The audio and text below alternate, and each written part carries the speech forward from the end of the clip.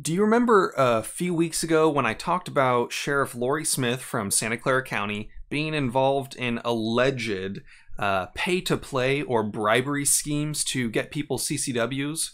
Well, some more information came out about that, and I want to talk about that today. A lot of people in the last time that I talked about this were like, oh, that's old news, everybody's always known this. Well, yeah, I've always known that as well. That was not news to me. However, it was something that the first time we had hard evidence and data showing who was getting it and who wasn't, and for a lot of people that was news. So if you're not the target demographic for the video, I'm sorry. Let's get into it. But first, I want to say thank you to the sponsor of this channel. As always, it's Franklin Armory. They've been a big supporter of the channel back when I was way small at only about 2,000 subscribers. They supported me by giving me a free CA11, which I think I'm still supposed to pay for, but don't tell them that. They got 3 handguns on the California handgun roster that are AR-15 pistols, something I never thought would be possible before. Super cool what they're doing. The whole Title I thing, all because of them. They're making moves for the people behind enemy lines in California. If that's something you're interested in, check them out.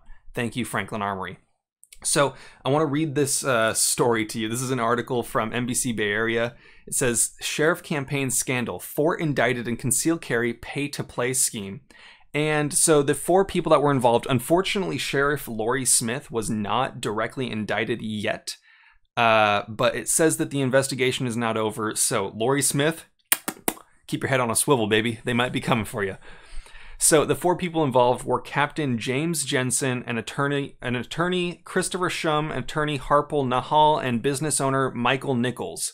So basically they're conspired with the CEO and a middle manager of an international security company to offer $90,000 bribe in exchange for concealed weapon permits. So here's a quote. If you made a campaign donation and if Captain Jensen knew you to be a VIP, then you got special treatment and you got a CCW license. And it brought that up in the context of Rosen said there were 2 paths when it came to issuing of concealed gun permits by the sheriff's office.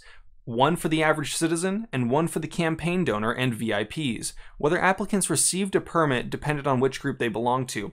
And if we remember in the stats that I talked about in the previous video, of the people that did not actually donate to Sheriff Lori Smith, most of the people that didn't donate were VIPs, or what someone would consider a important or high status person in the community, like San Jose Giants players, like a couple big lawyers, a couple district attorneys, families of law enforcement. So it wasn't just the average Joe that was happening to get the 5% success rate. Here's a quick stat. It says donors to Smith's political campaign were about 14 times more likely to get a concealed weapon permit than those who did not contribute. So here's when they struck the deal. The following month, Nielsen and AS Solutions Incorporated CEO Christian West met with Nichols, Nahal, and attorney Christopher Shum at the St. Clair Club in San Jose, where Shum described his fundraising work to Sheriff Smith and told Nielsen to seek out then Sheriff's Lieutenant James Jensen, which is the one that was indicted in all this, at the Best in the West SWAT competition. At Best in the West, according to the indictment, Nichols introduced Nielsen to Jensen, where they agreed to a deal where AS Solution agents would receive CCW permits in exchange for a large donation to the sheriff's campaign. The exact terms of the deal were hammered out later that month, according to the indictment, when Nielsen and West met with Jensen, Nahal, and Nichols at a San Jose Jamba Juice and agreed upon an exchange of 10 to 12 CCW licenses for a $90,000 donation to Smith's campaign. 90 grand? That's 10 grand per, and they probably got a bulk price, so for the average person, you're probably going to be paying like 25K. Jensen later instructed AS Solutions Incorporated to have their executive protection agents falsify names of their employer on their CCW application, and for those agents living outside the county to falsify their addresses as well, according to the indictment. Oh boy. So they're expected to be arraigned for the charges on August 31st, and they could spend some jail time, which honestly, great. I'm glad to see it. These people are scum. The people that would be involved in a situation like this are honestly just trash. For anyone that's going to be defending Sheriff Lori Smith, you think she's just, oh, would you look at that? Someone donated $90,000 to my campaign fund. No, they know what's going on. You think she had no clue that this was going on? I hope they get her the hell out of there. For the fact that this has been going on for so long that it's just been common knowledge, I'm surprised it's taken this long for us to see anything. They said the investigation is wide and broad and that it's not over yet when asked about whether Lorie Smith would be involved in it.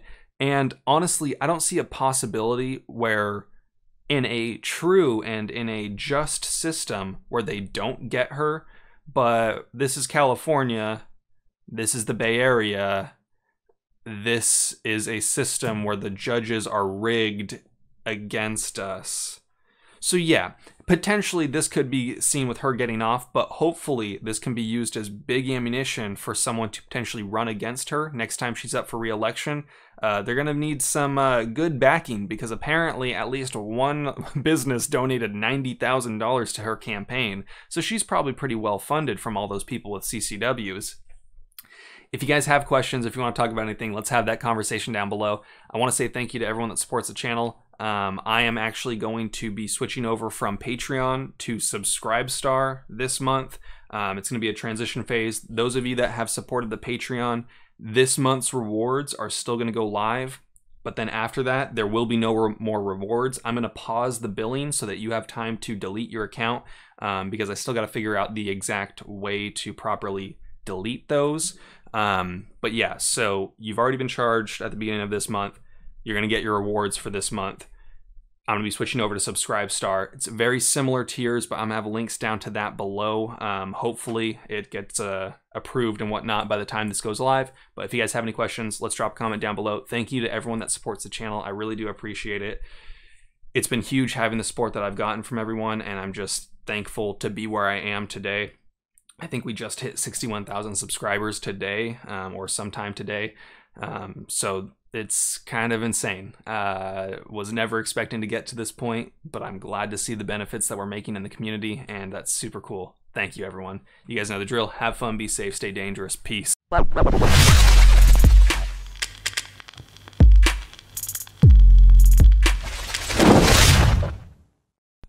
Alright, and now I'm going to do some ASMR. Naming the people who support the channel on Patreon, because you guys are really cool. Chris Foster, you rock. Ron Schwartz, you rock. Controversy, you rock. Jack Truby, Jacob Munoz, Aaron Quick, Jackson Fu, Roger Garcia, Andre Coulter, Mongoose, Kevin Cummings, Thickconk 45, Larry Thickers, Hentai, Big Sexy Bastard, Clock Fairy, Kevin Cummings, Joe Limprecht, Walt Anderson, thank you all, Justin White, Maxwell Lee, Unversed, Megastab, Lafayette, Omar, Kyle Beckman, Max Bowen, Christopher Salazar, Big Sexy Bastard, Matthew Green, Armed Scholar, Decempt, Jen Glessner,